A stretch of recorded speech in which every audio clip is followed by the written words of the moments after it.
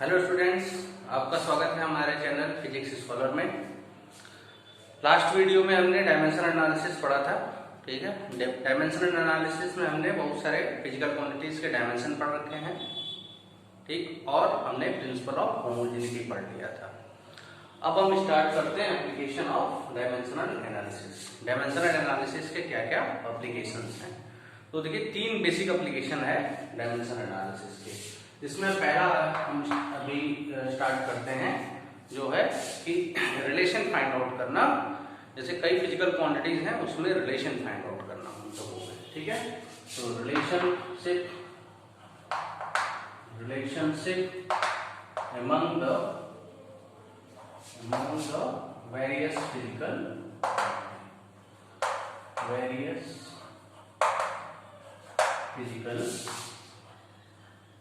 Quantity. ठीक है, हमको रिलेशनशिप फाइंड आउट करना है वेरियस फिजिकल क्वांटिटीज में। तो एक फिजिकल क्वांटिटी कई फिजिकल क्वांटिटी पे डिपेंड कर रही है, तो हमको यहाँ रिलेशन फाइंड आउट कर देना है।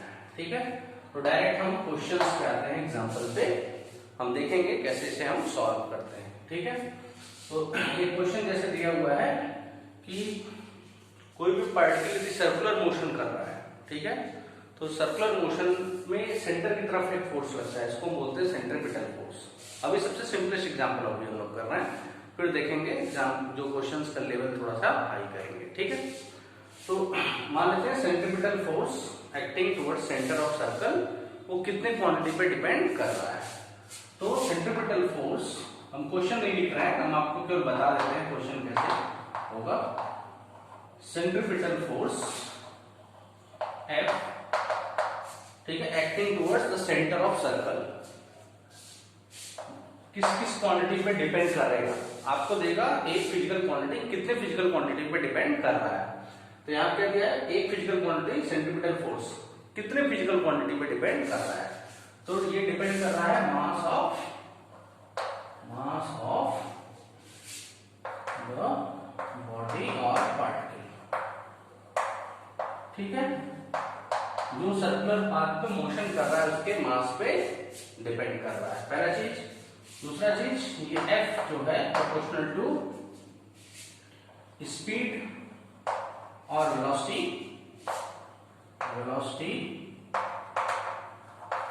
Of moving particle.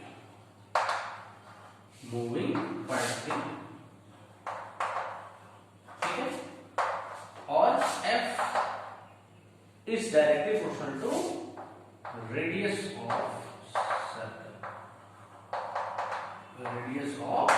ये गिवन है एकदम।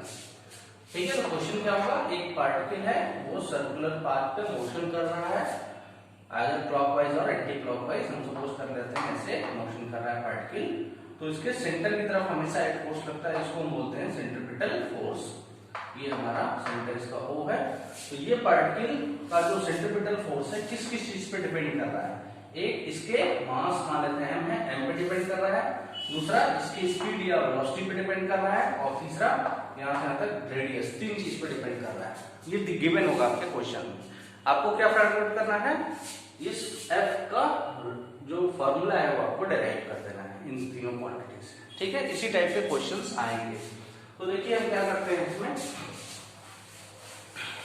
F जो है फिजिकल क्वांटिटी किस किस चीज पे डिपेंड कर रही है, इन तीनों पे। हम सॉल्यूशन यहाँ इसका कर लेते हैं। ठीक है ना, F प्रोपोर्शनल टू, हम मान लेते हैं कि मास के A पावर पे डिपेंड कर रहा है F। ठीक है, F वेलोसिटी या स्पीड के B पावर पे डिपेंड कर रहा है, और F रेडियस के C पावर पे डिपेंड कर रहा है। हमें पता नहीं है कितने पावर पे, 1 2 3 -1 -2 हमें नहीं पता है, लेकिन हम मान लेते हैं A B C पावर पे डिपेंड कर रहा है। ठीक है, और एक फिजिकल क्वांटिटी पे डिपेंड करता है तो उसके पावर D कर देते हैं। ठीक है, अब तीनों करके हम इन तीनों को कंबाइन कर रहे हैं एक साथ, तो क्या होगा, F proportional to M power A B power B R power C। ठीक है, और जब हम प्रोपोर्शनलिटी हटाते हैं तो हम क्या करते हैं, कांस्टेंट से मल्टीप्लाई कर देते हैं। तो इसको प्रोपोर्शनलिटी फाइंड करके कांस्टेंट के M power A B power B R power C, इसको हम सपोज कर लेते हैं इक्वेशन 1। ठीक है, ऐसा हमेशा हर इक्वेशन में हम करेंगे। ठीक है, कहीं कहीं आप प्रोपोर्शनलिटी नहीं हटाएंगे, बस उसके बाद का वर्क सेम आप कर सकते हैं। यहाँ जैसे हम कांस्टेंट रख दिए, इसके बाद जो करेंगे डायरेक्ट यहाँ से हम कर सकते हैं। ठीक है, अब क्या करते हैं, दोनों साइड में जो फिजिकल क्वांटिटीज उसके डायमेंशन लिखते हैं। तो writing the dimension,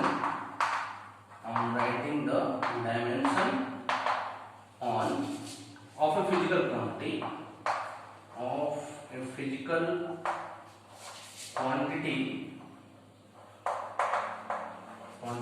on both side, दोनों साइड हम डायमेंशन लिख देते हैं। तो देखिए फोर्स का डायमेंशन कितना होता है, mL⁻²। तो इसको हम ऐसे लिख सकते हैं, देखिए m पावर 1, ठीक है, l पावर 1 और t पावर -2, ऐसे हम लिख सकते हैं। ठीक है, इज इक्वल टू के, तो डायमेंशन जैसा यहाँ पर कांस्टेंट, यहाँ m मास है, मास पावर कितना हो जाएगा a, v वेलोसिटी है, वेलोसिटी का डायमेंशन कितना होता है l t power -1 whole power b, और r रेडियस है, इसका डायमेंशन क्या होगा, लेंथ का डायमेंशन का l पावर c, ये हो जाएगा। तो इस यहां से देखिए हम इसको और क्या लिख सकते हैं, m पावर a, ये हो जाएगा हमारा m power a, l power देखिए यहां से हो जाएगा b into l power c, तो l पावर कितना हो जाएगा b प्लस c, ठीक है, और t पावर कितना हो जाएगा -1 इंटू b यानी -b, और यहाँ पर हमारा है m पावर 1, l पावर 1 और t पावर -2। कुछ नहीं, अब बहुत सिंपल है। अब क्या करते हैं, जो सेम डायमेंशन वाले टर्म है उनके पावर्स को हम कंपेयर कर देते हैं। ठीक है, तो यहाँ से हम इसको मिटा देते हैं और फिर हम कंपेयर करेंगे। तो हम comparing the powers of same fundamental quantity और डायमेंशन, हम comparing the power of same dimension. तो देखिए m का डायमेंशन a है, m का यहाँ पर पावर कितना है a है, तो कंपेयर करेंगे तो a इक्वल टू कितना मिल जाएगा हमें 1। ठीक है, l power b plus c है, l पावर 1 है, तो यहाँ से हमें मिलेगा b plus c equal to 1। यहाँ t पावर माइनस b है, t पावर -2 है, it means -b equal to -2, या b यहाँ से कितना मिल जाएगा 2। तो b हमें मिल गया, a मिल गया और c यहाँ से मिल जाएगा। b की वैल्यू यहाँ हम पुट करें 2, तो 2 प्लस c इक्वल टू 1, या c यहाँ से कितना हो जाएगा 1 minus 2, so this will be 1 minus 2 equal to -1। तो c की वैल्यू कितनी है -1। a b और c तीनों की वैल्यू आ गई। अब इसको उठा के इक्वेशन 1 में हम पुट कर देंगे। तो जब इक्वेशन 1 में हम पुट करेंगे तो हमारा क्या मिलेगा, फॉर्मूला हम याद करते हैं, f is equal to a m power 1 v power, v की वैल्यू कितनी है हमारी 2 है, वो 2 इंटू r पावर -1। ठीक है, ये हमारा रिक्वायर्ड रिलेशन आएगा। ठीक है, या इसको हम एक और लिख सकते हैं इस तरीके से m v²/r, जहां k क्या है, कांस्टेंट है। ठीक है, तो एक डायमेंशन का डिमेरिट भी है कि जो कांस्टेंट है इसको हमें पता नहीं होता है कि इसकी वैल्यू कितनी होगी। एक्सपेरिमेंटली k की वैल्यू जो है यहाँ पर 1 आती है, तो f = mv²/r आ जाता है, जो सेंट्रीपिटल फोर्स का फॉर्मूला है। ठीक है, चलिए अगला क्वेश्चन करते हैं इसी पर।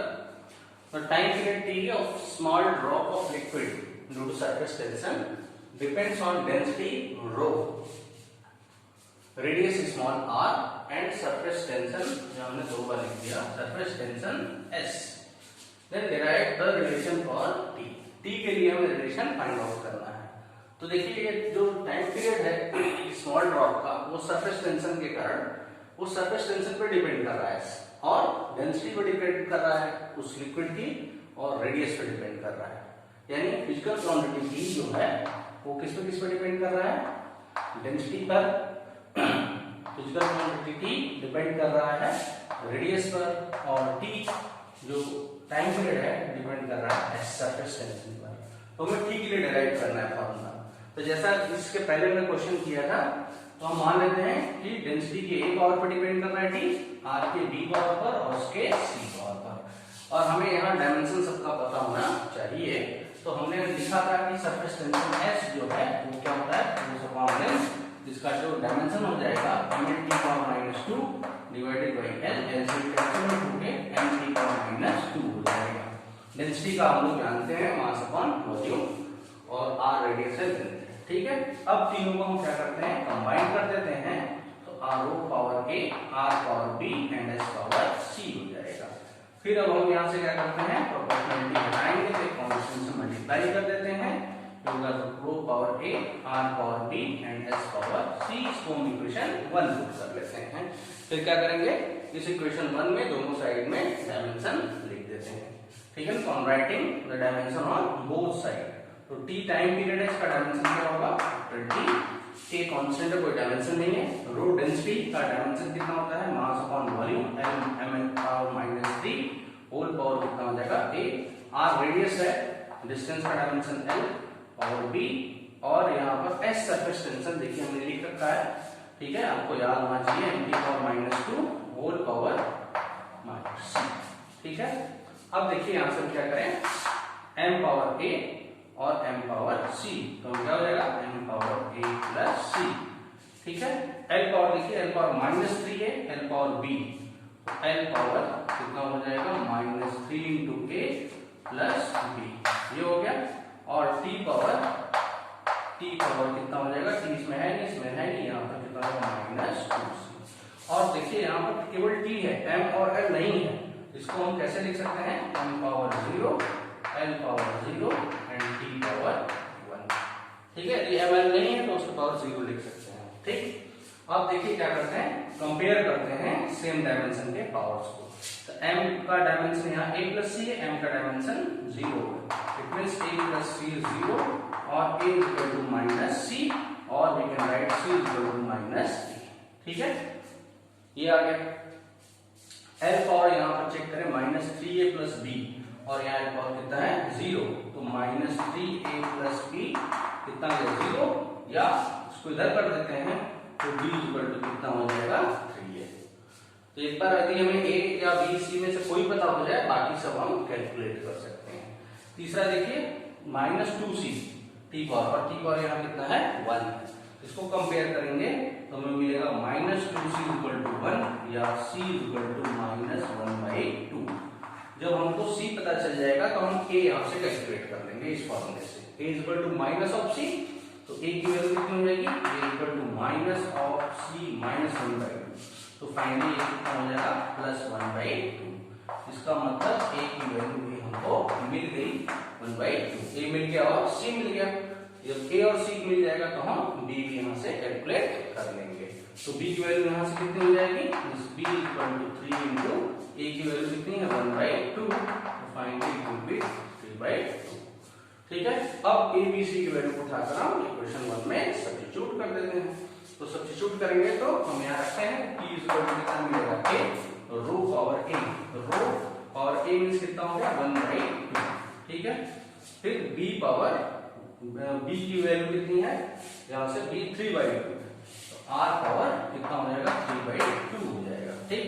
और s पावर c की वैल्यू -1/2, ठीक है। चाहे तो हम इतना भी छोड़ सकते हैं या इसको थोड़ा हम सिंप्लीफाई करेंगे तो कितना हो जाएगा, देखिए रो पावर 1/2 इंटू इस r को हम r पावर 1/2 पावर 3 लिख सकते हैं ऐसे, ठीक है। ये 3 इंटू 1/2 लिखा जाएगा और डिवाइडेड बाई s पावर 1/2, सबको हम 1/2 के फॉर्म में चेंज करना है, ठीक है।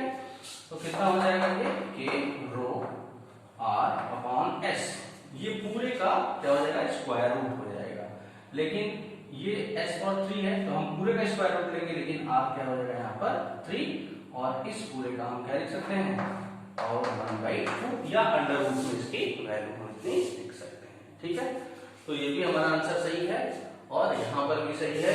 इसमें थोड़ा सा हम यदि मॉडिफाई करें तो हम इसको यहाँ पर भी आंसर हमारा आ सकता है divided by s power 1/2 into r power 3/2। तो कई सारे ऑप्शंस हैं, कहीं से भी हम लाएंगे आंसर हमारा इतना आ जाएगा, ठीक है ना।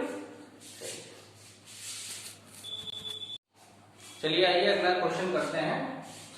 The dimension of length expressed as g power x, c power y and h power z, where g is gravitational constant, universal gravitational constant, c speed of light and h is Planck's constant. ठीक है ना? तो हमें क्या find out करना है? Find the value of x, y and z. ठीक है, ये अभी तक से अलग क्वेश्चंस हैं, जो दो क्वेश्चंस हमने किया उससे थोड़ा अलग है. तो देखिए इसमें क्या दे रहा है? Dimension of length express as, means length को हम, लेंथ जो है किसके प्रोपोर्शनल है? g power x, c power y and h power z. ये आपको गिवन है, ये दिया हुआ है. ठीक है, हमें x y z की वैल्यू फाइंड आउट करनी है. ठीक है, तो यहाँ पर हम g यूनिवर्सल ग्रेविटेशनल कांस्टेंट कैसे निकालेंगे? Equal to g m1 m2 upon r square होता है. तो g कितना हो जाएगा? f into r square upon m1 m2, और f का डायमेंशन m8 - 2, r का m स्क्वायर, ठीक है, डिवाइडेड बाई मास का स्क्वायर हो जाएगा. तो सभी को ऊपर ले चलेंगे, कितना हो जाएगा? m पावर -2 -2 प्लस 1 -1 हो जाएगा, और n पावर 2 1 3 e पावर -2. ये हमें डायमेंशन निकल के आ गया, इसका g का आ गया. ठीक है, अब देखिए इसमें हमें डायमेंशन c का पता करना है. c स्पीड ऑफ लाइट है, तो सिंपल है, कितना होगा? n t power -1. एक और है प्लैंक्स कांस्टेंट. तो हमने बताया था E इक्वल टू क्या होता है? h न्यू, या h equal to E upon nu, और न्यू 1/t होता है, टाइम पीरियड. न्यू फ्रीक्वेंसी है यहाँ पर, कितना हो जाएगा? E इंटू t, और E एनर्जी है, तो h का जो डायमेंशन हो जाएगा m/2 t पावर -2 into t, means m/2 t power -1. ये आ जाएगा हमारा h का डायमेंशन. तो हम सभी के डायमेंशन यहाँ से कैलकुलेट कर लिए. अब यहाँ सब्स्टिट्यूट कर देते हैं. तो देखिए L या हम प्रोपोर्शनल या कांस्टेंट करके लिख सकते हैं. तो हम कांस्टेंट कर लेते हैं कि g की वैल्यू देखिए यहाँ पर, इसको हम क्या लिख सकते हैं? g power x, c power y and h power z. ठीक है, अब दोनों साइड डायमेंशन लिखते हैं. तो L का डायमेंशन क्या होगा? लेंथ L पावर 1, और m और t नहीं है, तो इसको हम क्या लिख सकते हैं? m पावर 0 और t पावर 0. ठीक है, अब देखिए यहाँ पर g का डायमेंशन हमने यहाँ लिखा है, कितना है? m power -1 L power 3 t पावर -2, और इस पूरे के पावर में कितना है? x इंटू c lt -1 है, lt -1 इंटू पावर कितना है? y, और h Planck's constant m/2 t power -1, और इस पूरे के पावर में है z. अब सेम वही करेंगे, हम कंपेयर करेंगे. तो यहाँ पर हम m का पावर कितना है? -1 इंटू -x, और m पावर कितना हो जाएगा? z. मींस m पावर कितना हो गया यहाँ से? -x plus z. l के पावर को हम सेपरेट आउट कर लेते हैं. तो l पावर कितना हो जाएगा यहाँ से? 3x. l पावर कितना होगा यहाँ से? y प्लस कर देंगे l पावर 2z, तो प्लस हो जाएगा 2z. अब t के पावर को हम सेपरेट आउट कर देते हैं यहाँ से, कितना हो जाएगा? t power -2x t power -y और t पावर -z. ये हो गया. ठीक है, और यहाँ पर हमारा है m पावर 0, l पावर 1 और t पावर 0. अब सेम वर्क वही करेंगे जो अभी तक हमने पीछे क्वेश्चन में किया. क्या करेंगे? पावर्स के सेम डायमेंशन वाले पावर को कंपेयर कर देंगे.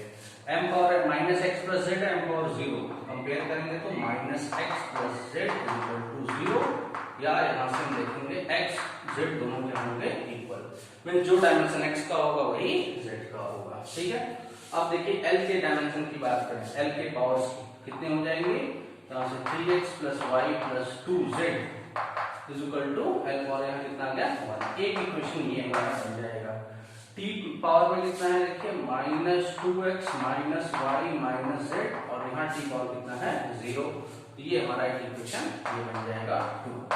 अब देखिए इस इक्वेशन में x y z और इसमें x y z तीनों है, तो हम क्या कर सकते हैं? इसका यूज करके x इक्वल टू z यदि हम यहाँ सब्स्टिट्यूट करते हैं तो ये हमारा इक्वेशन 2 वेरिएबल में चेंज हो जाएगा, जो कि 3 वेरिएबल में है. तो या तो हम x की जगह z पुट करते हैं, या z की जगह x पुट कर देते हैं, तो रिजल्ट हमको मिल जाएगा. ठीक है, अब देखिए हम इस इक्वेशन 1 में यदि x की जगह z पुट कर दें तो फ्रॉम इक्वेशन 1 क्या मिलेगा हमें? फ्रॉम इक्वेशन 1 इस इक्वेशन 1 से हमें क्या मिलेगा, यदि x की जगह z पुट कर दें, will get 3z plus y plus 2z is equal to 1, that means 3 to 5z plus y is equal to 1 हो जाएगा। यहाँ पर यदि x की जगह z पुट कर देंगे तो कितना हो जाएगा, ये -2z minus y minus z is equal to 0, या -2 और -1 कितना हो जाएगा, -3z, तो this will be equal to -3z minus y is equal to 0, या इस y को मिरर कर दें तो क्या हो जाएगा, या 3z को उधर कर दें या y को उधर कर दें तो क्या मिल जाएगा हमको, y is equal to minus of 3z, ये हमको मिल जाएगा। तो x और z जो भी आएगा इक्वल आएगा, और y की वैल्यू निकालना होगा, वो जितने भी आएगा x या z उसका -3 टाइम्स हो जाएगा। ठीक है, तो अब देखिए y की वैल्यू हमें कितनी मिल गई, -3z मिल गई।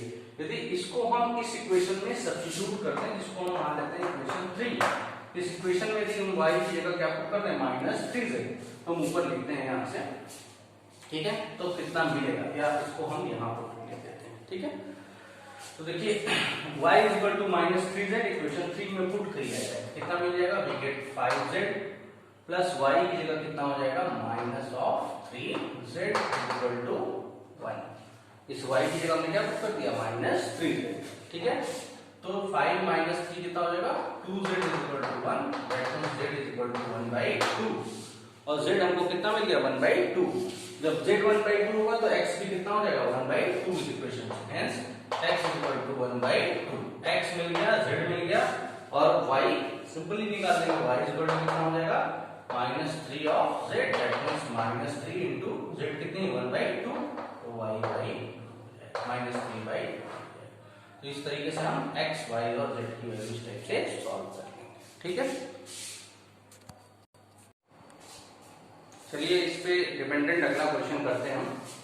क्वेश्चन क्या है, if the velocity of light c, universal gravitational constant capital G and Planck's constant h be chosen as fundamental units, means ये क्वेश्चन देखिए थोड़ा सा अलग है अभी और बाकी क्वेश्चन से, इसमें इन्हीं को फंडामेंटल हम यूनिट्स के टर्म में मान लिया गया है। तो हमको क्या करना है, find the dimension of mass, length and time in term of c, g and h। अभी तक हम लोग क्या करते थे, जो फिजिकल क्वांटिटी डेराइव्ड क्वांटिटी रहती थी उसको हम फंडामेंटल क्वांटिटी के टर्म में लिखते थे, लेकिन यहाँ पर हम क्या कर रहे हैं, जो डेराइव्ड यूनिट्स दिए हुए या क्वांटिटी उसको फंडामेंटल क्वांटिटी या यूनिट्स के टर्म में लिख दिया है। ठीक है, मान ले रहे हैं, और हमको जो फंडामेंटल यूनिट्स हैं उसको हमको डेराइव्ड यूनिट के टर्म में एक्सप्रेस करना है। ठीक है, तो हमको मास, लेंथ और टाइम को एक्सप्रेस करना है इन term of c, g and h। ठीक है, तो पहले हम क्या करते हैं, ऐसे प्रॉब्लम्स को सॉल्व करने के लिए पहले हम जो ये c, g, h का अलग अलग डायमेंशन लिख देते हैं तीनों का। ठीक है, जितने भी फिजिकल क्वांटिटी जो डेराइव रहेंगे ऐसे प्रॉब्लम में पहले हम जो डेराइव क्वांटिटी है उसके यूनिट्स अलग अलग लिखते हैं। तो देखिए डायमेंशन ऑफ c का डायमेंशन कितना हो जाएगा, LT-1। ठीक है, g का डायमेंशन हम निकाले थे इसके पहले प्रॉब्लम में, यदि आपको याद नहीं तो आप ऐसे निकाल सकते हैं, F=g m1 m2 by r², और g f into r²/m1 m2, और f का जो डायमेंशन होता है m(2) इसका l² divided by m², m एक ऊपर चला जाएगा, कैंसिल आउट होकर m⁻⁻1 l⁻3 t⁻2 हो जाएगा, t⁻2। ठीक है, तो ये डायमेंशन आ जाएगा हमारा g का।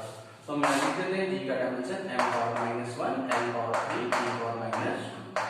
ये सब के डायमेंशन आपको याद नहीं रखने हैं, लेकिन आपको क्या करना है, इसके डायमेंशन कैसे निकलेगा वो ध्यान रखना है। ठीक है, वैसे ही देखिए h जो है प्लैंक्स कांस्टेंट हमने बताया था इसके पहले प्रॉब्लम में, वो कितना होता है, h h न्यू जो हमने बताया था, या h जो होगा h E/न्यू या E/t, क्योंकि न्यू 1/t होता है टाइम पीरियड। ठीक है, तो एनर्जी का कितना होता है, ये होता है mL2 into t means mL2 t⁻⁻1 हो जाएगा। फिर हम लिख देते हैं mL2 t⁻⁻1। ठीक है, तो हमने अलग अलग डायमेंशन सबका नोट कर लिया है यहाँ पर। अब हमको क्या फाइंड आउट करना है, पहला dimension of mass in term of distance. तो मास हमको कैसे मिलेगा, देखिए यहाँ से m है, यहाँ से m है, ठीक है ना। इसका मतलब यदि हम इसमें से इसको डिवाइड करें, ठीक है, मीन्स यदि हम h अपॉन g कर दें सपोज, तो देखिए क्या मिलेगा, l power 2 t power minus 1 divided by m power minus 1 l power 3 t power minus 2, ये मिलेगा। और ये m पावर माइनस 1 जब ऊपर आ जाएगा तो कितना हो जाएगा, m पावर 2 हो जाएगा। लेकिन यहाँ पर l पावर 3 हमें और सब टर्म को हटाना है, केवल मास को रखना है। तो यहाँ पर देखिए ये इससे कैंसिल आउट नहीं होगा, l इससे कैंसिल आउट नहीं होगा। ये कब कैंसिल आउट होगा, यदि इसमें हम l t माइनस 1 से मल्टीप्लाई कर दें तो ये सेम आ जाएगा, l t माइनस 1 करेंगे l power 3 t power minus 2। कब करेंगे, जब हम क्या रखें, h के साथ c लिख देते हैं। यहाँ पर हम सी एच अपॉन जी यदि करेंगे तो सी का डायमेंशन कितना हो जाएगा, एल टी माइनस 1। अब देखिए ये क्या हो जाएगा, ये m ऊपर आएगा, माइनस 1 से 1 कितना हो जाएगा, m पावर 2, और ये l पावर 2 1 3 कैंसिल आउट हो गया, t power minus 1 minus 1 minus 2 ये कैंसिल आउट हो गया। इसका मतलब m स्क्वायर कितना आ गया, ये टर्म आ गया। इसको हम लिख सकते हैं m square is equal to c h G power minus 1, ऐसे लिख सकते हैं। लेकिन जब हमें m का निकालना है डायमेंशन, क्या करना होगा, m is equal to square root ले लेंगे c पावर 1/2 h पावर 1/2 g पावर माइनस 1/2। तो ये m का डायमेंशन आ गया in term of c h and g। एक हमने यहाँ पर निकाल लिया, इस क्या चीज, m का डायमेंशन किसके टर्म में, c h। तो यहाँ से हमने m का डायमेंशन निकाल लिया c h और g के टर्म में। अगला अब हमें क्या निकालना है, dimension of length in term of c h। ठीक है, लेंथ का डायमेंशन फाइंड आउट करने के लिए हम यदि h से c को डिवाइड करते हैं, क्या यहाँ से l से क्या कैंसिल आउट हो जाएगा, t power minus 1 cancel out हो जाएगा, m बचेगा, m का डायमेंशन हमें पता है। ठीक है, तो हम क्या करते हैं, l का डायमेंशन फाइंड आउट करने के लिए हम c कर सकते हैं, कितना हो जाएगा, m/2 t power minus 1 divided by c का डायमेंशन l t माइनस 1। तो ये माइनस t ये कैंसिल आउट हो जाएगा, t पावर माइनस 1 एक m से कैंसिल आउट हो जाएगा, क्या हो जाएगा, m into l is equal to h upon c, या l का जो डायमेंशन होगा वो कितना हो जाएगा, h upon c into m। और m का डायमेंशन हमने निकाल रखा है, यहीं पे पुट कर देंगे, l का डायमेंशन आ जाएगा h upon c into m कितना है, c 1/2 h पावर 1/2 into g पावर माइनस 1/2। अब सारी क्वांटिटी को हम क्या करेंगे, ऊपर करेंगे, h पावर 1/2 और माइनस 1/2 हो जाएगा h पावर 1/2। c पावर 1 into 1/2 कितना हो जाएगा, c पावर 3/2, ऊपर करेंगे तो कितना हो जाएगा, c पावर माइनस 3/2, और g पावर माइनस 1/2 है, ऊपर ले चलेंगे तो c पावर 1/2। इसका मतलब ये इसका डायमेंशन आ गया, लेंथ का डायमेंशन हमने कैलकुलेट कर लिया इन term of c h and g। ठीक है, तो m कर लिए और n को फाइंड आउट कर लिए। अब हमें क्या निकालना है, टाइम का डायमेंशन। तो देखिए टाइम का डायमेंशन निकालने के लिए हम इस फॉर्मूले को यूज करेंगे, डायमेंशन को यूज करेंगे। कितना होता है, सिंस LT-1 इसके इक्वल है c के। ठीक है, तो हमें टाइम का निकालना है, तो यहाँ से हम क्या लिख सकते हैं, T-1 means L divided by T equal to c, या T को इधर कर दें तो T कितना हो जाएगा, L अपॉन c हो जाएगा। ठीक है, बस अब L की वैल्यू हम यहाँ से उठाकर पुट करते हैं इस इक्वेशन L का डायमेंशन, तो हमें T का डायमेंशन आ जाएगा। तो L का डायमेंशन कितना है, h पावर 1/2 c power minus 3/2 g power 1/2। ठीक है, डिवाइडेड बाई c। तो c पावर यहाँ क्या है, 1, ऊपर जाएगा तो कितना हो जाएगा, -1। तो -1 into -3/2 कितना हो जाएगा, देखिए c power minus 3/2 minus 1 means c power 3 2 या 2 1 या 2 माइनस 5/2। ये हो जाएगा हमारा h पावर 1/2 c पावर माइनस 5/2 और g पावर 1/2। ये किसका डायमेंशन आ गया, ये डायमेंशन आ गया हमारा टाइम का। ठीक है, तो इस तरीके से हमने टाइम, मास, लेंथ और टाइम के डायमेंशन को c h और g के फॉर्म में एक्सप्रेस कर दिया। ठीक है, इसी टाइप से बहुत सारे न्यूमेरिकल प्रॉब्लम्स हैं जो आपके किसी कंपटीशंस, नीट, जेईई के प्रॉब्लम्स में आते हैं एग्जाम में। ठीक है।